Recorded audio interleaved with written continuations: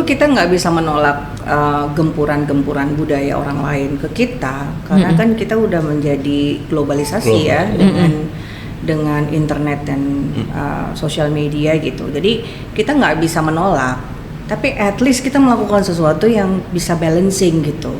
Misalnya ada yang bikin komik yang betul-betul Nusantara. Kemarin aku ngeliat anak-anak Gen Z gitu ya, kenapa kamu nggak mau pakai batik? Aku takut salah pakai, Mbak. Iya. Oh. Beda lagi, Mbak. Kalau dulu, kenapa kamu nggak mau pakai batik? Kelihatan tua. Ya kan, bahwa pakde-pakde bude gue doang yang pakai batik. Iya. Begitu batik disosialisasikan, anak-anak muda sekarang beda lagi caranya. Mikir, aku takut salah pakai. Berarti kan harus ada edukasi lagi, harus ada. Karena ada yang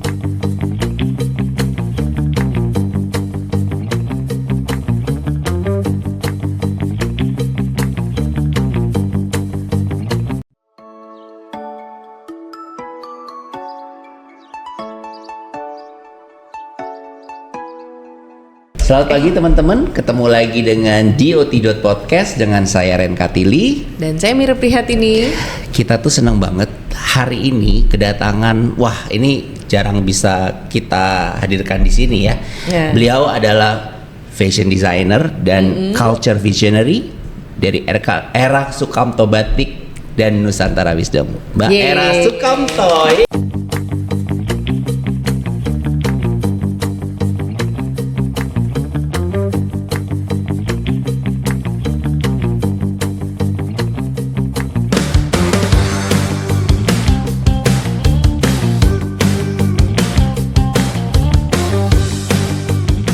Perempuan kelahiran Lombok dan dibesarkan oleh keluarga yang mencintai budaya dan kain Indonesia ini menuturkan makna setiap goresan motif di kain yang dia kreasikan.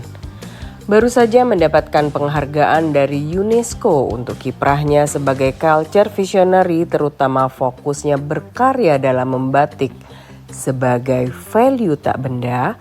Era Sukamto sangat bersemangat menceritakan semua proses berkaryanya di dunia industri fashion ini.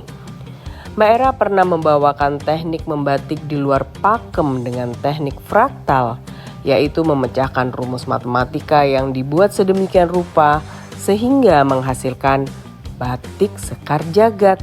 Kita simak aja yuk obrolan seru bersama Mbak Era Sukamto ini di podcast Benda Desainer Hub ya. Thank you banget waktunya Mbak Era. Akhirnya setelah atur-atur beberapa waktu kali ya. atur schedule akhirnya kita ketemu. Salah satu yang bikin kita jadi semangat karena ini langsung bisa tahu dari narasumbernya gitu ya. Bukan cuma sekedar Bukan baca. cuma sekedar baca gitu ya. Beliau ada di sini sekarang. Apa kabar Mbak Era? Baik, saya. Mbak Era dari UNESCO ya? Oh, penghargaan ya. Iya. Nah, mungkin sebelum mulai diceritain dulu dong Mbak Era. Sampai bisa dapat lebih penghargaan kepada itu, batik itu kan hargai atau diterima oleh UNESCO itu atas value tak benda. Value tak benda. Value tak benda. Artinya batik itu sendiri kan bukan hanya benda, tapi dia juga subliminal message kan. Nah, itu apa tuh? Subliminal message itu ada arti di balik atau visual komunikasi. Oh, cara berkomunikasi dengan cara lain dengan ya. bervisual ya kan. Lewat batik. Atau dulu itu kan kitab berjalan sebetulnya batik itu.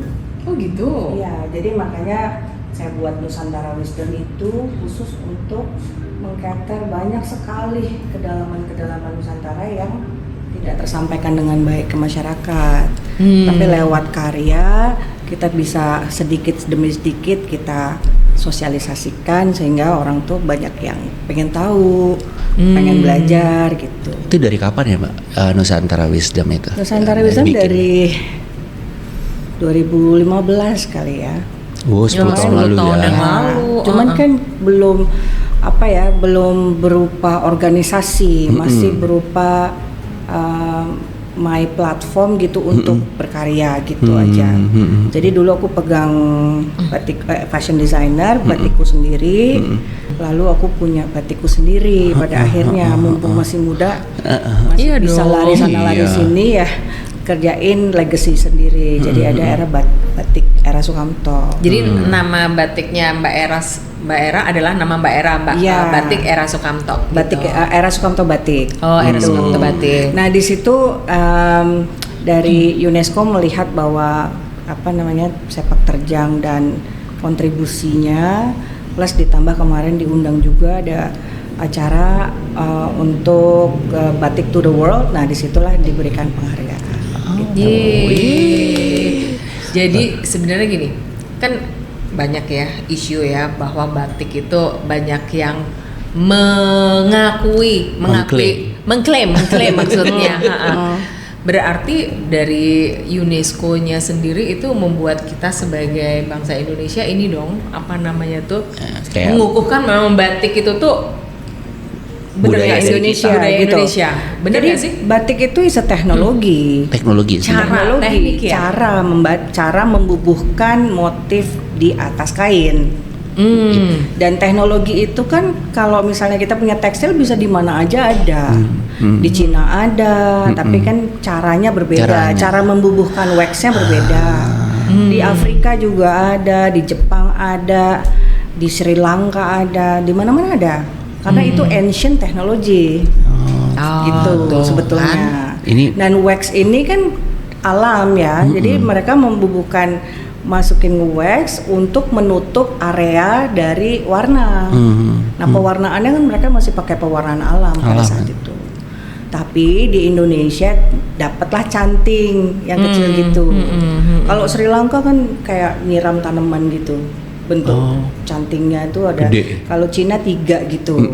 Kalau kita yang 1. Satu gitu ya. Iya. Sebetulnya mungkin ya sekarang baru relate kenapa di Indonesia orang Indonesia tuh sabar-sabar. Mau gitu ngerjain titik satu itu mau ya. Makanya mereka ada 3 ya. Iya makanya dan batik itu sangat-sangat subur di sini karena memang orangnya sabar dan telaten. Gitu.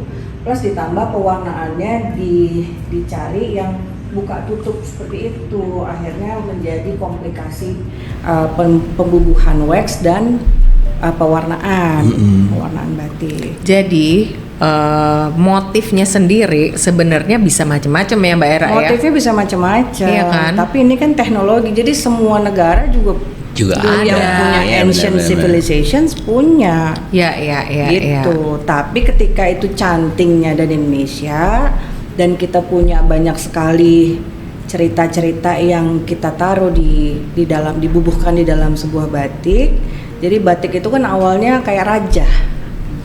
Raja itu kan doa kan, yang ditaruh di pinggir di tembok itu ya, kayak dicari-cari. Awalnya akhirnya dijadikan motif yang mengandung doa, rapal atau condro sengkolo gitu.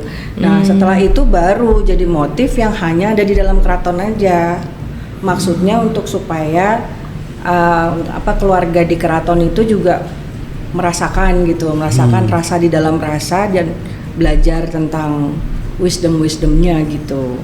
Nah baru dijadikan alat tukar ekonomi setelahnya. Oh gitu. Iya begitu jadi alat tukar ekonomi kan harus pendekatan kepada masyarakat kan, yang Cina ya kita harus ada motif Cina, yang Belanda kita motif Belanda gitu kan. Baru menjadi nilai tukar ekonomi. Jadi tadinya itu sebenarnya hanya sebagai doa ya sebenarnya. Gitu. Baru nanti dimasukkan dengan tadi tujuan-tujuan tadi itu ya. Iya. Kayak misalnya Panembahan Senopati. Dia untuk mendapatkan motif parang itu kan harus ada meditasinya, harus ada puasanya.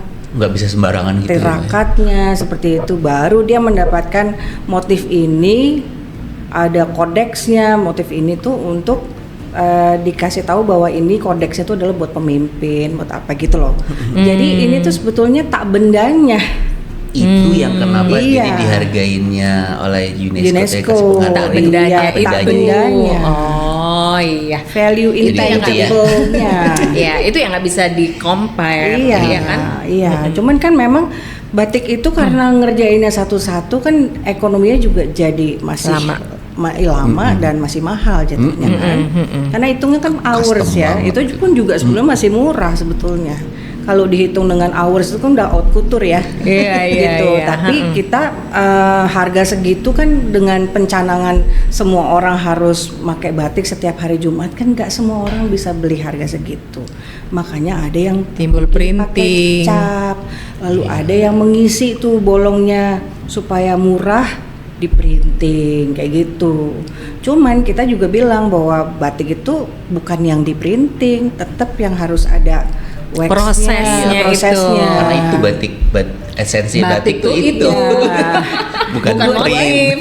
Dua-duanya gitu. Jadi kayak dia antara teknik pembubuhan wax dan buka tutup pewarnaan, komplikasi pewarnaan berikut dengan intangible assetnya atau subliminal message-nya itu gitu. Jadi ngerti nggak sih sekarang?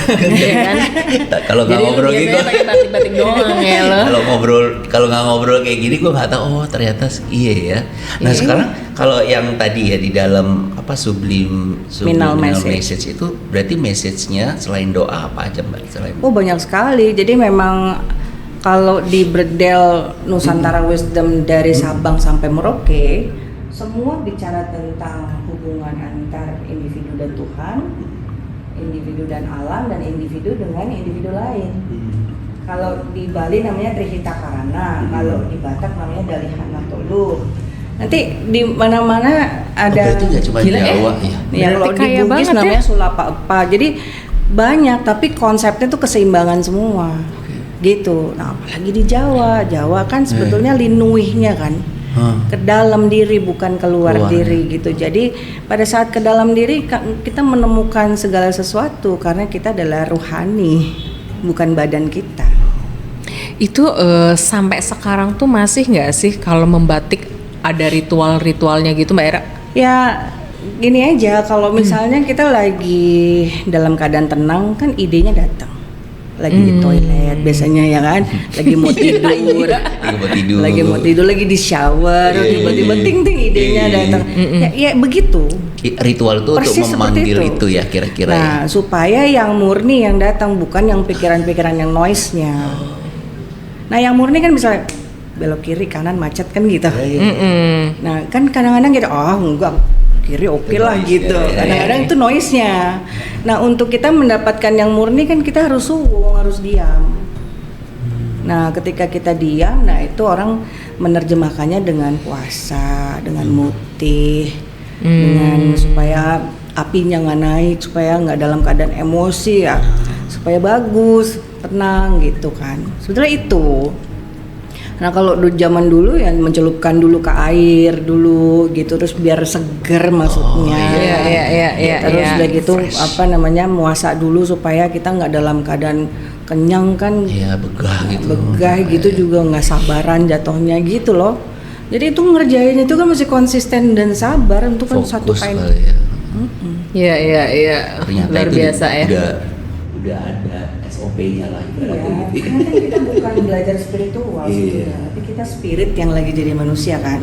Tugas kita ya hanya mengingat kembali dan bukan menjadi sesuatu, tapi mengosongkan segala sesuatu. Justru mengosongkan menjadi segala sesuatu supaya sesuatu itu ada gitu. Nah, Mbak Era itu kan jadi sekarang itu kan kalau dari perkenalan kita tadi ya, itu kan berarti batik Mbak Era dengan membatiknya. Ada bedanya nggak sih batiknya Mbak Era dengan batik-batik lain? Ya, apakah motifnya, apakah apanya gitu yang menjadi daya ininya Mbak Era, yang sebagai pembeda lah Mbak Era? Ya kalau kita makan nasi goreng juga sama kan. Setiap chef kan nasi gorengnya mungkin ingredientnya sama, tapi rasanya kan bisa beda-beda, ya kan? Nah, begitupun juga kita sebagai desainer pasti pegangan kita walaupun itu formulanya sama, tapi kan rasanya beda. Nah kalau begitu berjalan baru kan kita tahu ya, maksudnya apa sih yang membedakan saya dengan yang lain kan gitu. Nah ketika berjalan memang ada bedanya. Plus pertama formulaku tuh bagaimana caranya supaya saya tuh sapih dulu dengan apa yang saya kerjakan. Jadi saya sebagai kreator ya saya harus memastikan untuk DNA-nya nggak boleh sama, gitu pertama. Jadi kita mencari formula mengganti pengrajinnya dan membuat komplikasi pewarnaannya berbeda gitu, paletnya berbeda. Saya banyak mengeluarkan motif-motif yang Keraton Mataram yang Sultan Agung kesini abad 18. Tapi kalau sekarang saya lagi banyak mengeksplor yang Forgotten Kingdom kayak Majapahit, Singosari, Medang. Kenapa itu dibilang Forgotten Kingdom? Ada bukunya? Nggak ada, nggak banyak. Bule semua yang bikin. Iya, di luar ya justru ya. Manuskrip kita banyak di sana, Leiden dan di British Museum. Even di Keraton Jogja aja bilang bahwa 7.000 diambil sama Raffles waktu itu kan. Baru kembali 70, itu pun nggak dibalikin secara total, hanya dipamerkan. Kita bikinkan dibikinkan museum habis itu dibalikin lagi ke sana karena di sana lebih layak ngerjainnya pakai pinset dan sebagainya, dan dipelajari betul. Tapi itu kan wisdomnya kita, manuskripnya kita nggak nyampe ke masyarakat. Masyarakat mengadaptasi culture-nya orang lain. Korea, Hollywood, Iya, benar. Nah, kitanya misalnya nih, hierarki paling tinggi manusia kan kerajaan. Ya, makanya Diana itu kan oplahnya paling tinggi ya. Ternyata karena hierarkinya orang mencari exclusivity, ya kan. Amerika untuk menjadi adidaya dia bikin Hollywood untuk apa? Untuk bikin fabrikasi kerajaan melalui Walt Disney, ya kan. So we grow up with princess tinggi gitu. Lah kita udah punya kerajaannya banyak banget juga. Ada yang tahu nggak Ratu Tribuana Tunggadewi? Pernah dengar sih. Pramodawardhani pernah dengar? Princess Pramodawardhani. Itu ada di buku sejarah, tapi begitu gini udah ujian kita betul ingat ya kan. Bentuknya aja gue kolonial ya. Tapi gue Gen Z sebenarnya. Ratu Tara tahu? Ratu Sima tahu? Itu gimana cara tahu? Maksudnya di mana kita nggak usah yang kesana-sana ya, nggak usah yang ke sejarah. Jadi dari Mbak, di mana ada buku yang saya bisa belajar batik secara keseluruhan? Nggak ada, mohon maaf. Semuanya here and there, jadi nggak dikumpulin jadi satu gitu. Nih ya, sebagai contoh, kawung itu artinya itu sebetulnya adalah titik pancer dengan 4 elemen. Satu, jadi manusia itu diciptakan dari 4 elemen, fisik dan ruhani kan. Fisik itu api, udara, air, tanah. Yes. Satu ruh yang ditiupkan Ke dalam. Jadi 4 yang diciptakan, 1 yang ditiupkan. Gitu. Berarti si titik itu adalah ruhani kan. Ruhani yang berasal dari Sang Maha Makanya itu 4 Kuasa. kan. Jadi kan artinya jagat alit, jagat ageng kan gitu ya. Coba kalau misalnya di Google, kawung artinya terinspirasi dari kolang kaling, titik. Kolang kaling, beda banget. Nah, ya kan? Jauh banget. Sejauh itu antara yang aslinya sama yang sebetulnya bisa memberdayakan gitu sama artinya. Jadi orang tuh hanya ngeliat surface aja. Pantesan kan segala sesuatu ngeliatnya hanya dari Cover. kolang kaling. Iya. Nah itu sebenarnya siapa yang harus bertanggung jawab menurut Mbak Era? Ya orang Indonesia lah harusnya. Iya, orang Indonesia kan banyak. Makanya kita serentan banget diambilin sama negara sebelah kan, karena kita we take it for granted. Kalau ke Borobudur pernah tahu nggak siapa yang buat? Abad berapa? Kita cuma foto-foto doang, senang, oke gue punya Borobudur. Tapi tahu nggak sama Ratungga? Tahu nggak sama Ratungga istrinya siapa? Tara nggak tahu, karena nggak pernah diceritain. Yang diceritain apa? Roro Jonggrang bikin candi pakai 1000 jin yang jadi artis. Jadi tokoh utama. Iya, jadi cuci keris di sana hanya karena kita dunia lain gitu-gitu. Padahal sebenarnya nggak kayak gitu ya. Pada akhirnya semua yang di Google, yang di literasi kita, kalau kita ngomongin tentang Jawa aja satu, itu pasti langsung ke klinik, padahal bukan. Nah itu ya. Spiritual tuh Dangkal bukan ya. supranatural. Jadinya kedengarnya aja yang kayak gitu-gitu malah jadi hal-hal yang lebih ke hitamnya gitu loh. Iya, Bukan bukan pure supranatural ininya. tapi spiritual. Iya. Nah, sebagai contoh Pramoda Roro Jonggrang itu nggak ada. Oh gak ada. Roro Jonggrang itu epos, fiksi. Oh. Yang Dibuat. cerita aslinya itu adalah pernikahan dua agama, Pramodawardhani dan Rakai Pikatan, menggabungkan Buddha dan Hindu, menggabungkan dua kerajaan Shailendra dan Sanjaya jadi satu.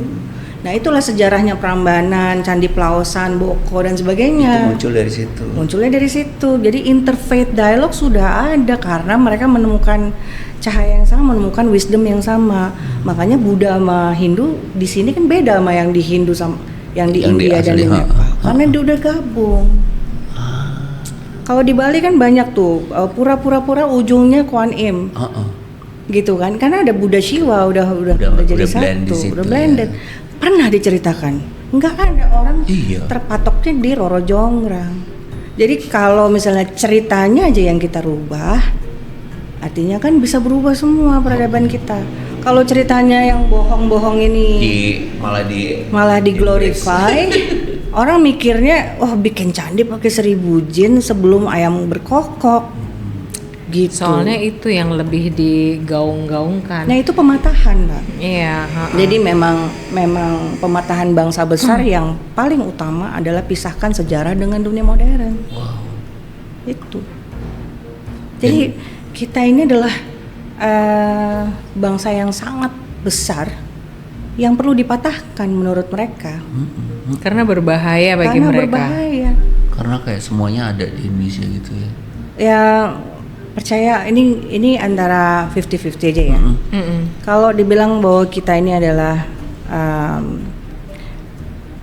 peradaban awal yang hilang atau Atlantis yang hilang. Iya, itu benar.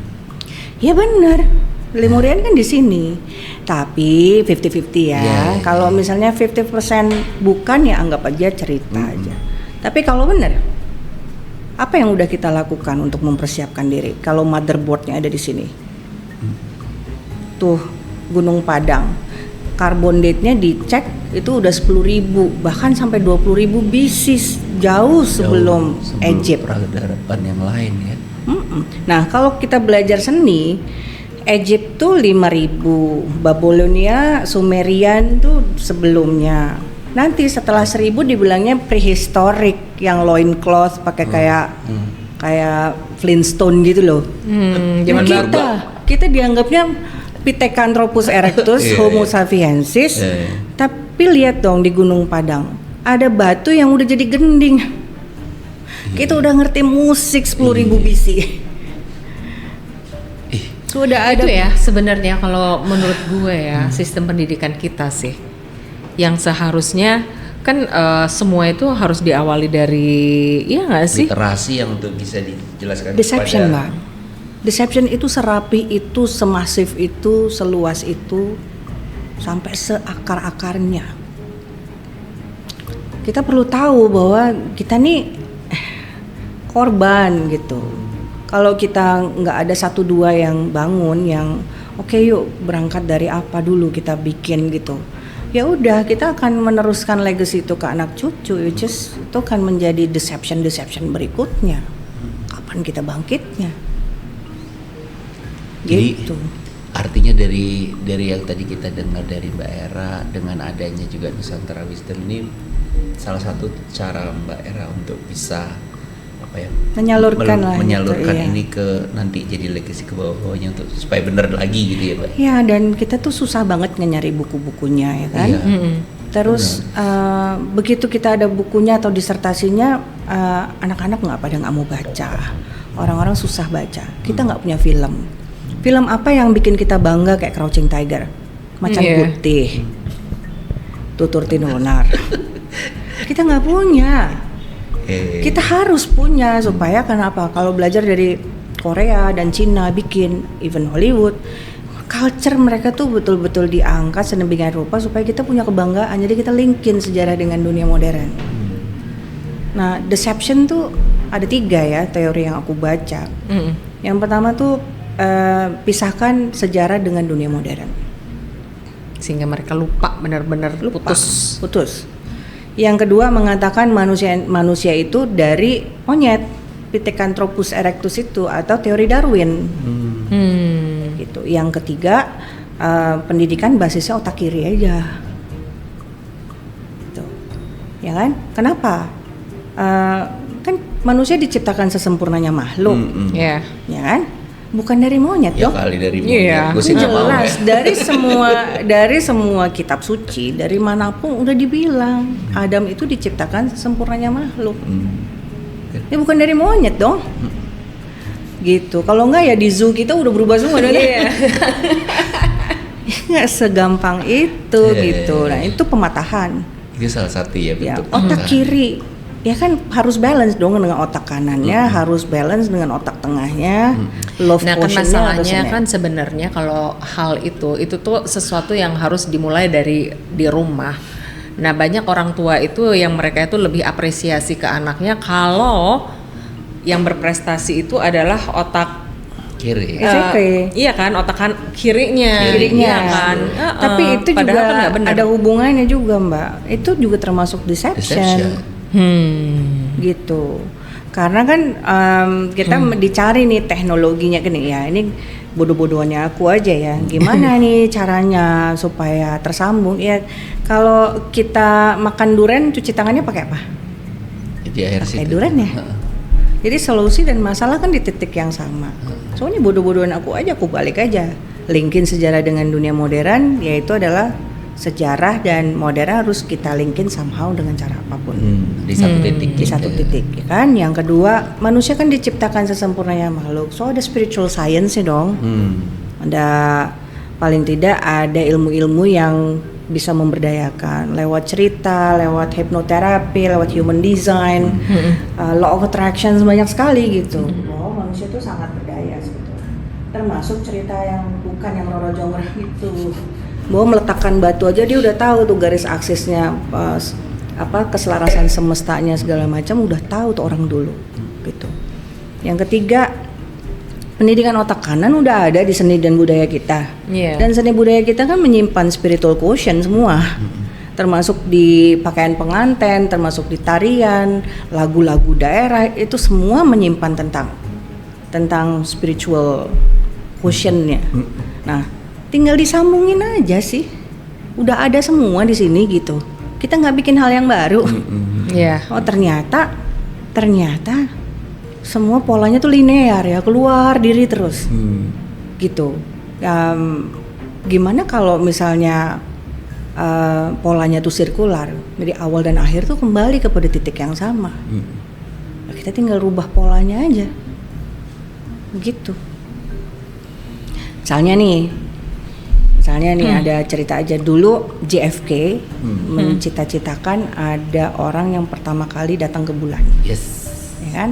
Karena visi misi besarnya JFK ada pendidikan, ada visi, ada demand, ada supply.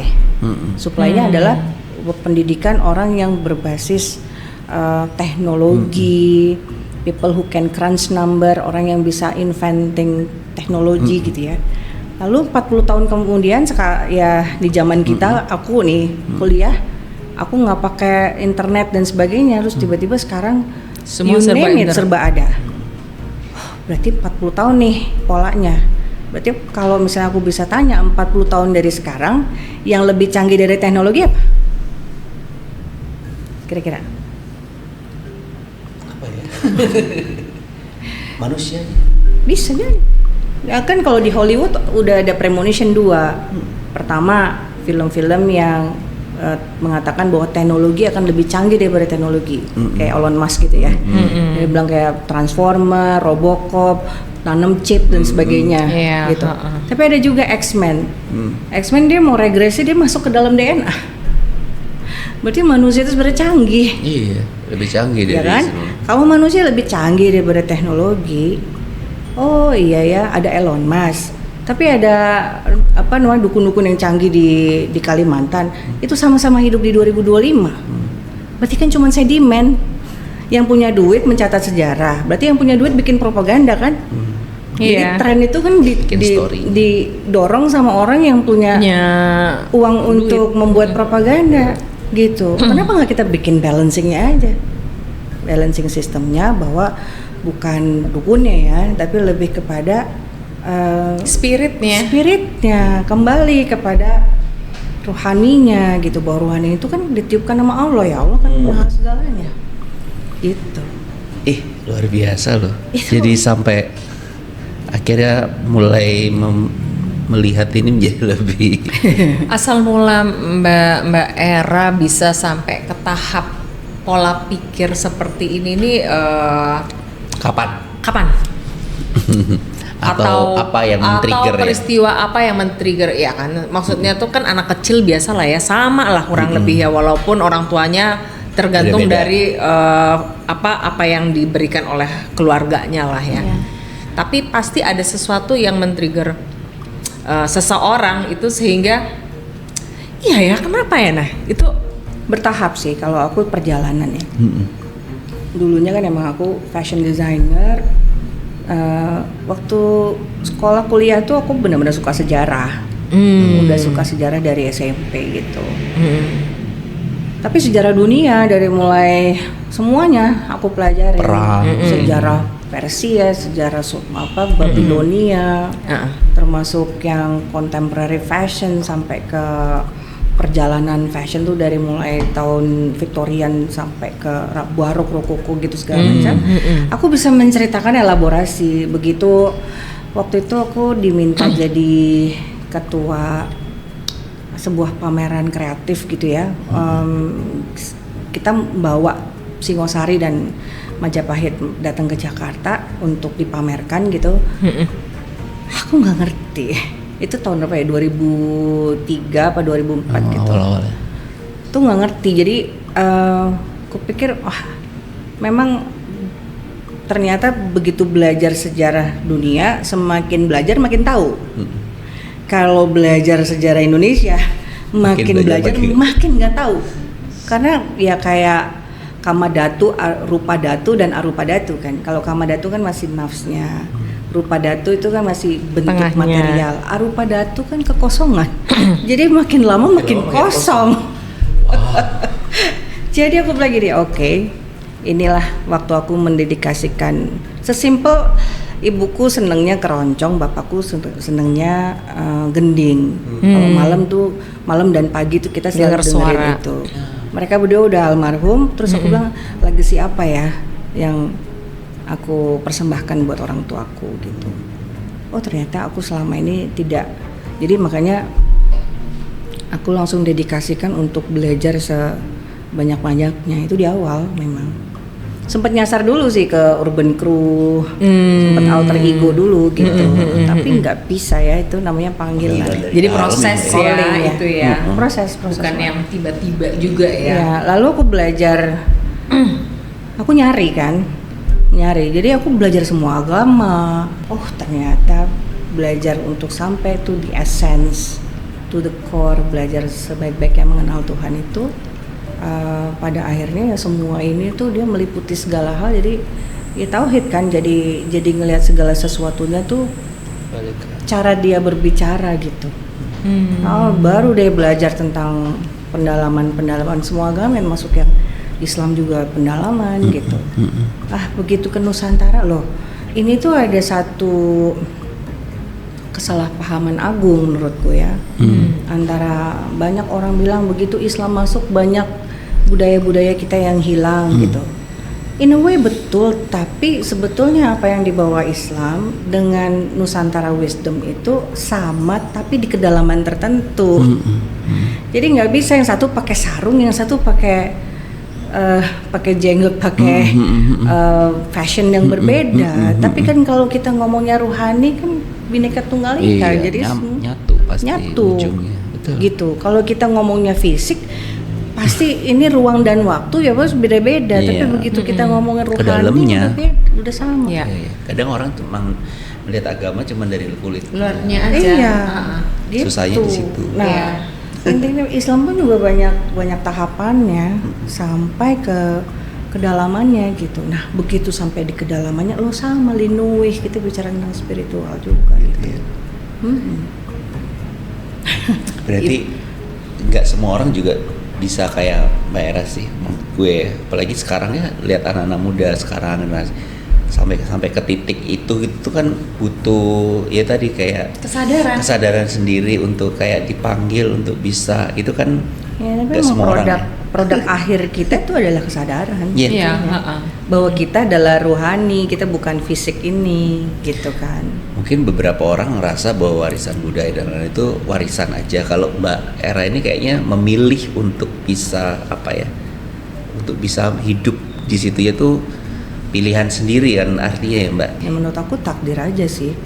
Jadi sedang tidak mencari malah diminta diberi, gitu kan. ibaratnya. Dan di situ aku punya waktu lebih banyak untuk mengeksplorasi semuanya gitu. Pada saat 10 tahun itu ya Mbak. Pada saat 10 tahun itu, ya kan. Walaupun sebelumnya sudah, tapi di 10 tahun itu lebih intens gitu. Karena kan setiap hari pegang batik kan. Gitu. Jadi ya udah that's my life yang aku melihat bahwa dia budaya ini bukan komoditi loh. Budayanya yana itu kan artinya logi kan. Teknologi ini yana itu sebetulnya ilmu. Budaya itu kan tentang perjalanan manusia mencapai kesadaran kan. Jadi mindfulness. Ya. Jadi budaya itu sebenarnya ilmu tentang kesadaran. Iya kan, soalnya banyak orang yang melakukan sesuatu itu hanya dapat dari informasi-informasi apapun tanpa sadar. Kolang-kaling. Dan mungkin yang perlu dipahamin itu ya, bangsa yang besar itu adalah bangsa yang tahu sejarahnya, iya nggak? Betul. Jadi yang bodoh-bodohanku tadi Mbak, ya satu linkin sejarah dengan dunia modern itu. Aku lewat Nusantara Wisdom. Nusantara Wisdom menjadi platform untuk kita nanti memperbaiki narasi, kita mengangkat yang terlupakan, memanjangkan umur yang sudah mati gitu kan. Terus yang kedua, manusia diciptakan sesempurnanya makhluk, jadi harus ada interfaith and intercultural dialogue. Ya kan, bahwa semua ini menuju satu loh. Hindu bilang sinar suci, Buddha bilang penerangan sejati, Islam bilang nur ala nur, cahaya di atas cahaya. Nasrani bilang God is light, cahaya. Jangan-jangan kita ngomongin cahaya yang sama. Iya, caranya beda. Cuman tahu nggak yang beda. Mana? Kan gitu. Iya. Nah sama satu lagi, pendidikan otak kiri di balance lah dengan yang kanan. Jadi budi pekertinya jangan dihilangin di sekolah-sekolah ya kan. Atau dulu kan kita nih waktu aku kecil ya, kayaknya kita wajib untuk belajar tarian daerah kan. Iya. Kan sekarang udah nggak ada. Nggak ada. Jarang yang nggak ada. Terus budi pekerti juga di sekolah juga udah nggak ada. Udah nggak ada. Padahal itu adalah adab dan sopan santun itu kan nomor 1. Jadi itulah otak kanan diimbangkan, otak tengah, emotional quotient mencapai dengan spiritual quotient. Orang-orang yang membuat seni dan budaya kita dulu memakai spiritual quotient-nya, kesadarannya mereka gitu loh. Nah, habis itu kan value-nya berubah. Makanya aku bilang Nusantara Wisdom itu untuk mengembalikan. Kenapa kalau misalnya kita berkarya kan banyak orang yang melihat, banyak orang yang membaca, banyak orang yang bertanya. Alangkah mubasirnya kalau aku bilang, oh ya idenya gitu, saya bangun tidur tiba-tiba punya ide ini kan mubasir Mbak. Iya. Ya at least aku menjadi rahmatan lil alamin dengan caraku sendiri. Kalau apa yang aku sampaikan bisa bermanfaat buat banyak orang kan, buat diriku dan buat banyak orang. Gitu. Nusantara Wisdom itu bukan Jawa aja kan? Bukan. Nusantara itu kan mau sampai ke Papua, mau sampai ke Aceh, gitu kan ya Mbak? Iya, betul. Iya kan? Memang saya berangkatnya dari Jawa, tapi bukan Jawa sentrik gitu. Jadi kemanapun mengarah ya sama, sebetulnya lagi dipatahkan semua. Masuk kayak di Aceh nih, ada lagu Kuti Dieng namanya. Kan dibilang Kuti Dieng itu artinya adalah bangkitlah cahaya di dalam dirimu. Tapi ada kata-kata bangkitlah harimau di dalam dirimu. Begitu ada harimau di Google tulisannya apa? animisme, dinamisme, klinik dan sebagainya. Karena itu kan bisa jadi metafora, bisa jadi makanya lagu-lagu Aceh kan sangat-sangat perjuangan semua. Semangat perjuangan. Nah, itu kan mesti diangkat menjadi pemberdayaan dong seharusnya. Nah, ketika aku membantu Sabang Merauke, pagelaran Sabang Merauke yang nanti akan ada nih di bulan September ini, Agustus tanggal 23 dan 24. Save the date. Nggak apa-apa, save the date. Nah, itu aku setiap tahun membantu mereka untuk meriset, untuk membantu supaya nggak salah pakemnya dari mulai Sabang sampai Merauke. Nah, kalau yang tahun ini memang hikayat ya, jadi lebih lebih eksploratif. Tapi kalau biasanya yang 3 tahun terakhir tuh betul-betul pakem yang kita, yang benar-benar benerannya gitu. Iya, jadi nggak jadi kayak kontemporer yang dipayatin semuanya gitu lah. Jadi benar-benar dikembalikin nih ke kain daerahnya yang benar, bentuk kebayanya benar gitu. Nah, itu pikiran idealnya ya. Iya. Nah, tapi kita nggak bisa pungkirin juga kan Mbak Era, kalau anak-anak zaman sekarang itu terlalu banyak informasi yang masuk ke mereka gitu. Ada nggak sih maksudnya gimana cara membuat para generasi muda, anak-anak kita yang SMA ibaratnya gitu ya, masih baru kuliah gitu, bisa relate, bisa in touch gitu loh dengan sejarah yang lebih dalam yang Mbak Era tadi ceritain. Menurutku kita nggak bisa menolak gempuran-gempuran budaya orang lain ke kita, karena kan kita udah menjadi globalisasi ya, dengan internet dan sosial media gitu. Jadi kita nggak bisa menolak, tapi at least kita melakukan sesuatu yang bisa balancing gitu. Misalnya ada yang bikin komik yang betul-betul Nusantara. Jangan Upin Ipin. Harus gitu. ada yang Atau anak-anak bayi itu semua berangkat pakai yang pelangi itu, kuda-kudaan yang pelangi itu. Oh, unicorn. Semua anak mau itu. Memang kita nggak punya toko-toko ya, model-model gitu ya. Kayak kita gitu. Ada kuda lumping. Sebetulnya kan kalau di glorify, dibikinin desain yang bagus gitu kan, bisa jadi pendekatan cerita ke anak-anak gitu, supaya kita membalance lah dengan adanya gempuran-gempuran labubu. Ya labubu Korea bener. aja bisa kok bikin kayak gitu. Kita gitu. mungkin bisa membuat dengan toko-toko yang udah ada ya. Ya, misalnya dengan Barbie itu kan produksinya di sini ya. Iya betul. Makanya Kenapa kita nggak bikin sih yang ratu-ratu atau princess Nusantara gitu misalnya, ya kan? Sesimpel itu buat ke anak-anak. Thailand tuh padahal dia tuh bisa ya buat ya ratunya mereka gitu ya. Iya. Kita cuman nggak mau harus ada yang mau aja. Nah, itu baru satu di antara banyak sekali film deh. Daripada tuh film-film sinetron yang itu aja gitu ya. Kan juga butuh biaya ya. Kenapa nggak kita bikin lah yang agak Korea aja mau kok bikin Princess Diary waktu itu, aku ingat banget. Dia hanya menceritakan tentang seorang pangeran muda harus menikah dengan orang luar, orang biasa. Lalu komplikasi di dalam istana mereka ceritakan secara pop, tapi at least kita jadi tahu hanbok, kita jadi tahu arirang, kita jadi tahu makanannya seperti apa, adabnya mereka terhadap adat dan orang tua seperti apa, kita jadi tahu gitu loh. Kita bisa bikin itu dari kerajaan yang ada gitu ya. Exactly, kita punya banyak banget cerita-cerita, kita mah kaya sekali, nggak kurang-kurang. Iya. Dari Sabang sampai Merauke nggak usah ngomongin tempe, tahu aja udah makanannya banyak banget. Apa yang kita bilang 2 kilo udah beda lagi, 2 kilo udah beda lagi. Iya, cuman yang diajak tuh adalah kesadarannya dulu dong. Iya, benar. Bangganya dulu, dengan makanya aku support banget I40 dan pagelaran Sabang Merauke, kan kita massively bikin itu menjadi lebaran setelah 17 Agustus untuk semua orang pakai pakaian adat, datangnya nontonnya aja udah pakai dress code gitu, berkain Nusantara. Iya. gitu. Dengan berkain Nusantara kan mereka kayak lebaran nih, gaya-gayaan gitu. Jadi pada akhirnya kan kita juga jadi bangga, jadi kepengen tahu, jadi paling tidak lah ya. Iya. Kita masih PR masih banyak. Kita belum punya film kolosal. Majapahit mungkin orang banyak yang nggak tahu. Gitu, Bu. Medang ada yang Pernah tahu. ada nggak sih dulu tuh ya? Iya nggak sih? Pernah ada rasanya dulu tuh. Cuman Saur mungkin, sepuh. cuman gini, mungkin ada udah itu hilang, ada nggak hilang continue. gitu, nggak kayak film silat keluaran Cina gitu loh. Iya Ya kan? memang pemerintah harus dalam keadaan punya kesadaran yang sama ya. Ya kalau kita ngelihat berita-berita sekarang kan ternyata yang dikorupsi banyak banget ya.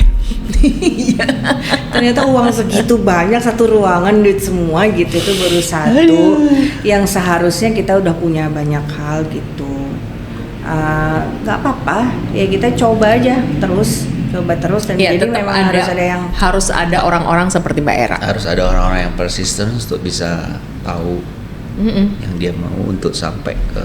Ya aku lihat sih udah banyak ya sekarang, udah banyak yang di Instagram juga udah mulai banyak yang punya kesadaran untuk bikin cerita-cerita budaya gitu. Aku udah mulai ngeliat gerakannya udah mulai di mana-mana gitu. Which is itu adalah bagus, emang udah saatnya. Iya, Juga iya. orang udah bosen juga dengan apa yang ada sekarang. Jadi kan ini kayak kalau aku lihat ya di Apalagi nih, generasi Z apalagi ini kan nih, selalu gitu. menggali hal-hal histori loh. Bayangin ya, kayak musik zaman 80-an dia coba ini kan lagi, terus ya akhirnya ternyata trennya bisa ke sini loh, bisa gitu. Ya kayak lihat anak-anak yang apa namanya ada di kapal di depan itu bisa Oh jadi iya, gerakannya yang semua. itu dia bisa nari. Gerakannya orang-orang selebrasinya sepak bola. Iya. Bisa ditiru ya, gitu Iya. ya. Itu hal-hal yang simpel ya padahal. Mungkin ini menjadi simptom sebuah kebangkitan Nusantara bentar lagi kayaknya. Amin. Mudah-mudahan. Ya kita menjadi salah satu negara yang dianggap aman ya kayak pada saat Segala Perang macam Dunia. gejolak perang. Jadi kita nggak boleh diem nih, harus lari sebetulnya, harus banyak hal yang kita menjemput bola lakukan, lah ya. menjemput bola. Nanti satu hari orang-orang akan pada desperate semuanya akan datang ke sini berbondong-bondong untuk belajar healing barangkali. Iya. Kita nggak kurang-kurang tuh itu. Iya kan? Jadi belajar healing lewat apa yang sudah kita tawarkan lewat seni dan budaya kita gitu, wellnessnya kita gitu kan. Bener banget. Nih ya satu contoh. Ada satu konsep Apsara itu ada di Borobudur di Mendut. Ada tarian yang kakinya ke atas gitu, ke belakang. Nah, oke. Ya kan? Coba di Indonesia ada nggak tarian itu? Nggak ada. Adanya di mana? Burma, Iya. di Kamboja, Laos gitu-gitu Laos, ya. ya kan, di Myanmar, di Harusnya di Indonesia ada Thailand. juga gitu ya? Indonesia itu ada di Ada di Borobudur. Borobudur. Ada gambarnya gitu ya. Thailand itu kerajaan abad berapa? Abad 12. Kita dari abad 6 udah ada. Oke. 2 kali. Cina itu belajar Buddha juga dari kita loh. Ya. Gitu. Semua Nepal tuh ininya apa? Om tuh Tara tuh di mana? Candi Tara adanya di Kalasan. Belajarnya di sini loh. Jadi begitu diimport di sininya patah gitu ya, mereka berkembang, kitanya hilang. Berkembang budaya yang lain gitu. Itu kan seperti cerita yang pernah diceritain sama Mas Yori Antar. Iya. Ya kan mengenai Ternyata sama. apa yang ya ampun ternyata orang belajarnya di sini gitu loh. Kita sendiri nggak tahu. Ini juga sama ya kayak bodoh-bodohan gue ya. Melihat Selat Sunda itu kan dulunya kan masih daratan ya Mbak ya. Bisa jadi kan. Ya, semua Selat namanya Sundaland. Pokoknya Sundaland itu kan. Jawa itu adalah dataran tinggi kan berarti. Dia di bawah dan dia tidak kena gitu kan. Jadi nggak heran ketika banyaknya candi-candi di sini segala macam yang akhirnya tuh bahwa biasanya kan kayak di Nepal di atas itu kan karena dekat dengan atas lah ya, itu dianggap ini jadi satu tempat yang paling suci gitu loh.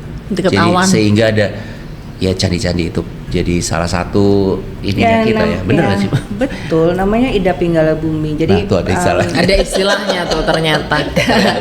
jadi kalau apa namanya Ida Pinggala Bumi itu tuh energi-energi bumi yang suci gitu loh. Jadi disitulah tempat orang tuh berdoa gitu. Kayak misalnya di Candi Ceto atau di Vatikan atau di Mekah, Madinah gitu. Itu tuh sebetulnya ada Ida Pinggala Buminya gitu. Di sini tuh banyak sekali. Nah itu konteksnya dengan kalau Sundaland memang kita tuh semuanya kan satu daratan deh. Satu daratan, tapi kan karena ada es mencair bahnya bukan ya sebelum air mencair kan sebetulnya ini apa namanya kaldera Toba itu kan kaldera. Kaldera itu kan kawah. Jadi dulu gunung, bayangin aja kawahnya segede gitu, gunungnya segede apa di bawah. Jadi pada saat itu meletus udah langsung ice age karena dia menutupi sebagian dari dunia. Jadi kan gelap kan, masa dingin. Jadi orang banyak eksodus ke utara itu zaman Nuh itu. Jadi makanya kan di Nuh itu kan kapalnya ketemu di atas jati. ya. Iya. Dan di situ dibilang ya bahwa itu dari kayu jati dari Indonesia dan ebony. Jati dan ebony. Jadi makanya ada kan kita menyebutnya itu adalah antediluvium ya. Jadi before antediluvium dan after antediluvium. Antediluvium itu yang banjir Nuh itu. Jadi before itu peradabannya seperti apa, after itu peradabannya seperti apa. Itu tau nggak? Itu ada ceritanya namanya Bumi Batara Guru, adanya di Sulawesi Selatan. Wah, kalau kita ngomongin Nusantara, kalau ngomongin cerita Nusantara tuh sebenarnya nggak ada habisnya ya. Sayang kalau Wonderland. Sayang kalau anak-anak kita tuh nggak tahu cerita itu gitu. Iya, peradaban awal Mbak itu kalau misalnya The Single di Cianjur punya Gunung Padang bisa ketahuan, kita tuh bisa merubah semua catatan sejarah dunia. Karena itu yang tertua ya. Karena itu yang tertua. Dibanding bayangkan yang kalau kita ini itu. awal peradaban, kalau polanya sirkular, ya kan? Balik lagi sini ya. Di luar itu pada berantakan. Balik Yang bangkit sini, siapa? Kan bangkitnya dari timur. Timur mana? Kalau timur kan sebetulnya karena dulu awal Renaissance-nya di Eropa kan berarti timurnya Eropa. Timur kan kita. Bayangkan kalau misalnya ternyata kebangkitannya di sini, siap nggak kita? Siap nggak? Siap nggak? Harus siap dong.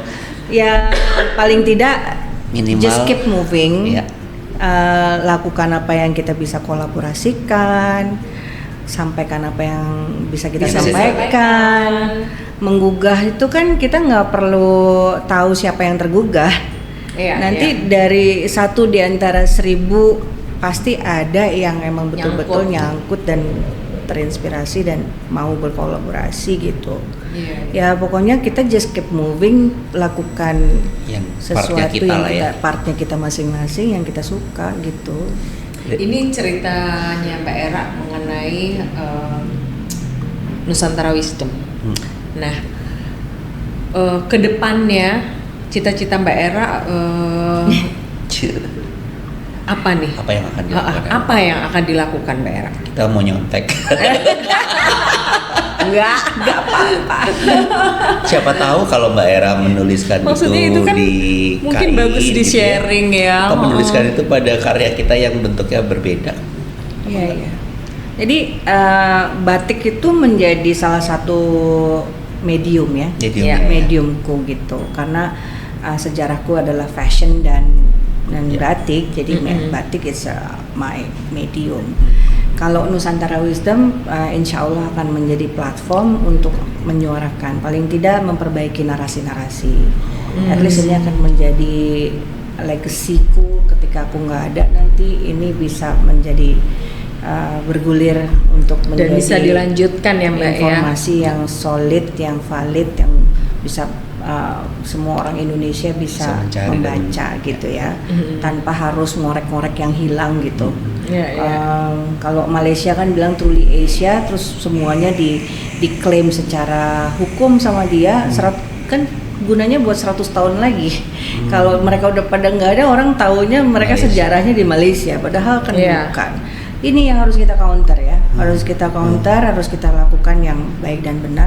Aku yakin banget di luar sana banyak sekali yang melakukan hal yang sama aku. Jadi banyak sekali disertasi profesor yang end up-nya itu ada di library aja. Dengan platform yang kita akan bikin memungkinkan mereka untuk meletakkan di tempat di kita situ. dan monetize kayak gitu. Jadi ya aku pengen ini menjadi sebuah platform untuk semua informasi yang dikurasi, diperbaiki, dikurasi, dibenerin gitu ya, supaya bisa jadi legacy gitu. Nah kalau dan juga banyak sekali yang hal-hal yang tadi memanjangkan umur yang sudah mati, mengingatkan kembali kepada yang sudah lupa, yang udah nggak ada. Terus jadi linkin sejarah dengan dunia modern, tapi dengan relevansi kepada dunia yang sekarang, misalnya berupa film atau campaign digital asset dan sebagainya. Banyak sih ini PR yang luar biasa, tapi itu cita-citanya. Jadi tidak menutup kemungkinan untuk bisa berkolaborasi dengan sangat banyak bidang ya, Mbak. Iya. Karena kan yang aku bentuk ini adalah IP ya, IP dan sumber cerita. Jadi apa yang bisa bermanfaat buat banyak orang kayak itu. Kayak misalnya ada bank, ada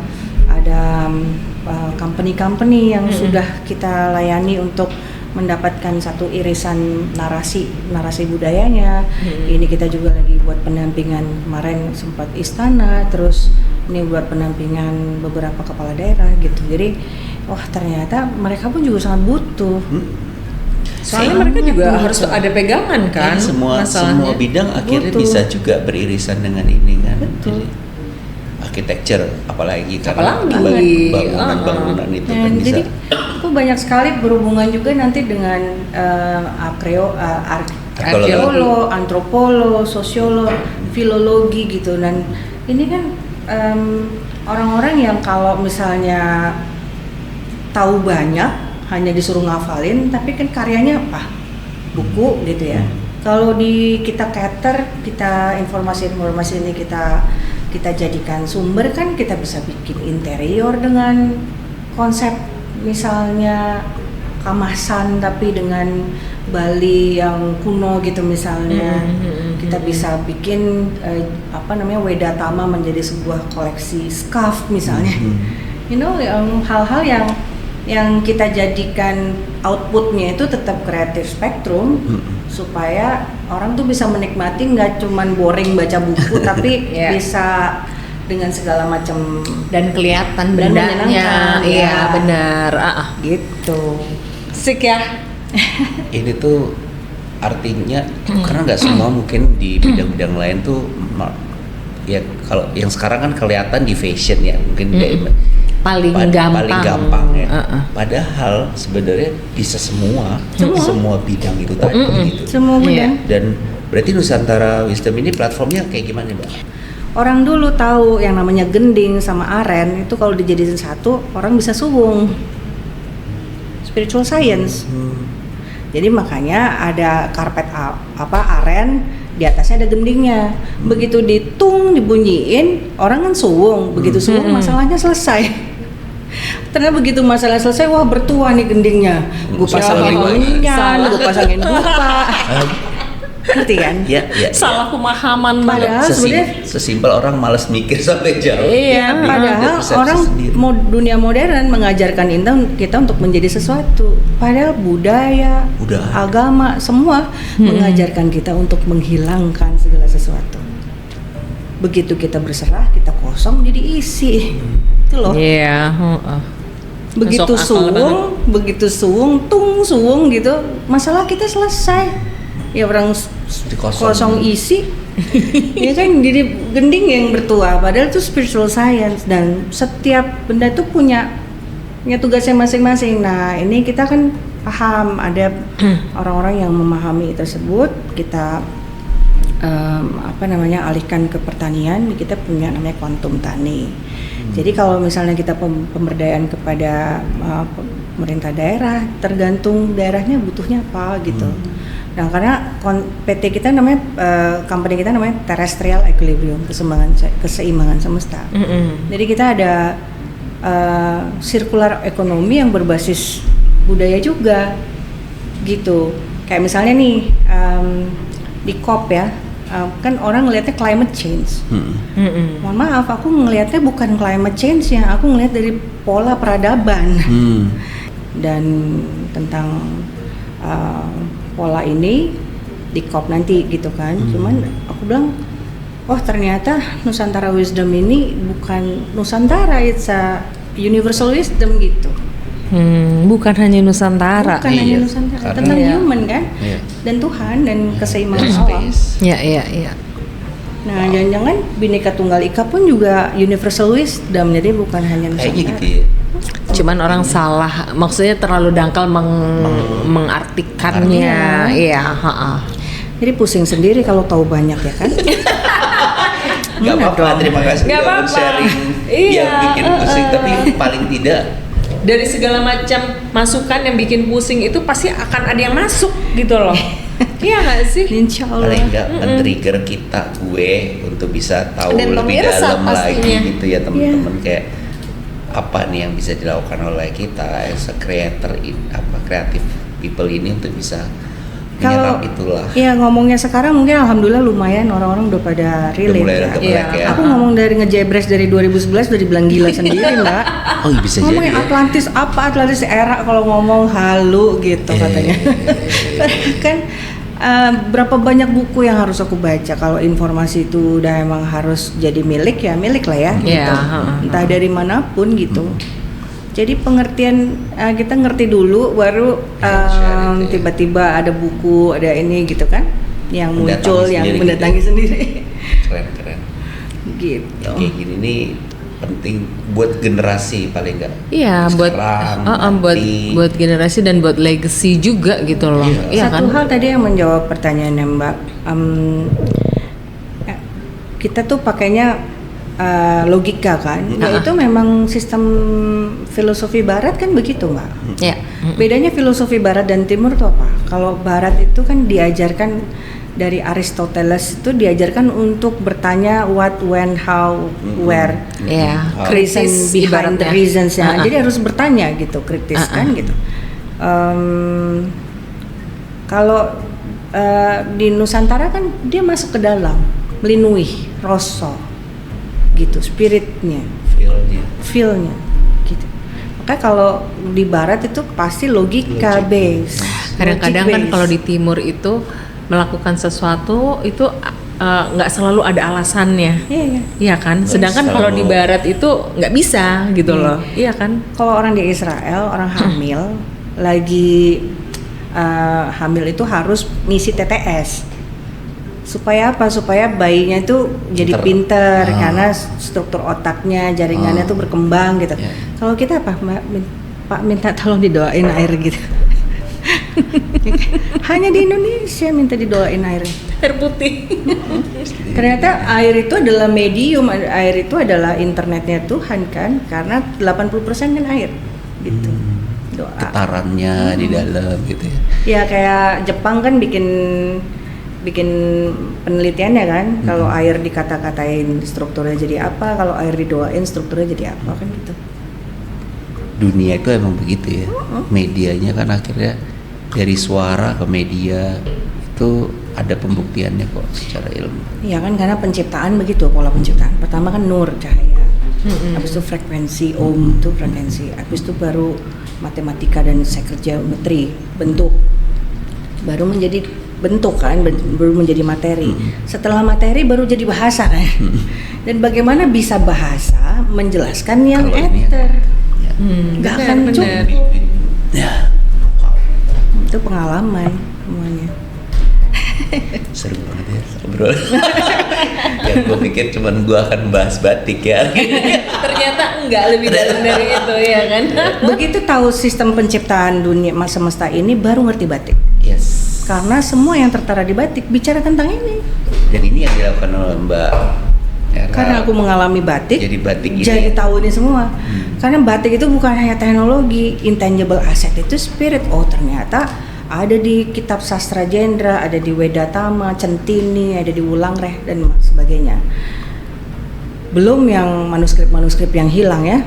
Nah, aku belajar tentang manuskrip Jawa kuno dan sebagainya, tentang semua kitab suci. Oh ternyata semua ini bicara tentang proses penciptaan bagaimana manusia menyadari tentang jati dirinya yang sejati, yaitu rohani itu. Kita bukan diciptakan, kita ditiupkan, berarti kita bagian dari Tuhan. Makanya kalau dibilang aku Tuhan, ya ada benar ada salahnya. Ya salahnya karena ya nggak pakai syariat, nggak boleh gitu loh. Tapi kalau misalnya aku bagian dari, kan emang iya kita harus ditiupkan tadi itu ya. Ini untuk generasi yang baru nih Mbak, dengan karya batik Mbak Era ini sendiri, itu berarti setiap karya ada ceritanya. Iya. Gitu ya. Ya bagaimanapun juga kita mendesain kan pasti orang punya reasoning di belakangnya kan. Betul. Apalagi yang zaman dulu punya, karena itu dijadikan kayak kitab berjalan kan. Makanya ada motif-motif larangan. Motif larangan ada gunanya yang gunanya hanya material yang untuk membedakan antara raja dan ratu dan masyarakat biasa atau pejabat. Tapi ada juga yang memang ini nggak boleh karena ada unsur doanya gitu. Lah ya, ada unsur doanya, dan emang ini ada unsur pengharapannya, jadi nggak boleh dicampur, nggak boleh itu. Dan pada saat itu jadi karena jadi kostum kah atau jadi ini nih, itu juga orang-orang yang membeli atau menikmati karya Mbak Era ini diharapkan dia tahu gitu ya Mbak. Iya dong. Artinya bisa bertanggung jawab ya. Sekarang itu kan produk itu biasanya ada narasinya, ya kan ya Mbak Era ya. Ada ini loh, maksudnya ada ceritanya, ada storytellingnya. Kalau dulu kan orang kan beli aja gitu kan. Walaupun narasi itu ya tergantung according dari kesadaran yang buat narasi, gitu. So ngelihatnya dari mana ya sah-sah aja, nggak apa-apa. Kemarin aku ngeliat anak-anak Gen Z gitu ya. Kenapa kamu nggak mau pakai batik? Aku takut salah pakai Mbak. Iya. Oh. Beda lagi Mbak. Kalau dulu, kenapa kamu nggak mau pakai batik? Kelihatan tua. Ya kan? Bawa pade-pade bude gue doang yang pakai batik. Iya. Begitu batik disosialisasikan, anak-anak muda sekarang beda lagi caranya. Mikir, aku takut salah pakai. Berarti kan harus ada edukasi lagi, harus ada. Karena ada yang beberapa kayak ini nggak boleh dipakai pada saat ini, saat gitu kan. Dan mereka takut salah pakai daripada dibully di sosial media. Jadi mendingan mereka nggak pegang sama sekali. Padahal justru dengan kayak begitu tuh saatnya belajar untuk supaya jangan salah pakai tadi. Ya berarti kan kritisnya udah berbeda. Ya kan, which is good. Which is good sih. Kalau aku lihat generasi yang di bawah ini nih justru jauh lebih benar-benar mikirin gitu loh. Critical thinkingnya bisa sampai ke sana gitu loh, dibanding ya mungkin kita yang kayak ya udahlah pakai aja. Kalau mereka lebih tanya, ini bener nih, udah pas nih, karena udah ada media yang bisa membuli mereka kalau salah pakai. Kalau gitu kan? Pasti kan mereka ada posting dan lain-lain. Iya. Ini luar biasa. Sesuatu yang nggak saya ekspektasikan gitu ya, karena kita berpikir tadinya hanya bicara mengenai fashion. Iya, fashion. Tapi dan batik ternyata tadi. Ini bahasannya lebih dalam daripada hanya sekedar fashion. Iya, justru malah abis gini pengen tahu gitu loh tentang Nusantara Wisdom tadi, apa yang bisa diaplikasikan gitu ya. Ya ini PR-nya masih panjang. Jadi orang akan tanya, buku kamu apa, kamu disertasinya apa, kamu pernah kuliah apa, kan nggak nyambung kan, aku fashion designer kok. Jadi artinya ya memang ini perjalananku masih panjang untuk engaging dengan banyak pihak, untuk juga belajar lagi gitu, untuk kuliah lagi maybe gitu, dan segala macam yang bisa satisfying orang yang nonton gitu ya, atau orang yang baca gitu. Insight ke orang cuman kayak pengusaha tapi pakai tema Nusantara Wisdom kan nggak gitu ya gitu. Kan harus ada pendalamannya juga. Tapi somehow kayak kemarin Jokowi aja ditanyain ijazah, apalagi gua gitu kan. Jadi orang tuh kan masih ada beda-beda kesadaran gitu ya. Jadi artinya PR-ku masih panjang, banyak yang harus aku kerjasamakan, banyak aku harus buat gitu. Tapi ya ngalir aja. Ini kan pengalaman pribadi ya. Semua caranya nggak pakai cara. Jadi kayak ngalir aja, kayak ketemunya kita siapa yang ngenalin itu kan. Ya biarkanlah alam dulu. Iya, biarkan alam yang menemukan menemukan memberikan jalan. ya titik-titiknya gitu. tadi. Sama kayak niat kita, the connect the dots ya kan. Ya. Nah ini salah satunya memang ketemunya di sini, bisa menemukan sesuatu yang kita nggak pernah tahu sebelumnya. Iya kan, jadi seru. Kira ada lagi yang mau ditambahkan? Seneng Cukup ya? banget. Nanti kalau misalnya teman-teman mau tahu lebih dalam bagaimana menghubunginya melalui sosial media kah atau apa, ada media Instagramku ada Instagramnya? yang Era Sukamto Anda. Era Sukamto. Aku nggak- Boleh di follow itu teman-teman Ya. untuk tahu lebih dalam lagi mengenai Iya. tentang Nusantara Wisdom ini. Ya. Aku banyak menulis di situ juga sih. Oke. Ah, Sip. Sip, nanti kita follow ya sama-sama. Gue sih pengen tahu banget gitu. Oke Mbak Era, ada lagi yang mau ditambahkan ke teman-teman? Sudah, Cukup ya. sudah cukup. Ini seru banget sih. Thank you terima banget kasih udah waktunya, hadir Mbak Era. di sini. Senang kita. Berbagi dengan kita. Mudah-mudahan kita bisa berkolaborasi. Ya. Ya. Oke, terima kasih banyak Thank you so teman-teman. much. Sampai ketemu lagi di episode berikutnya. Dadah. Keren ya.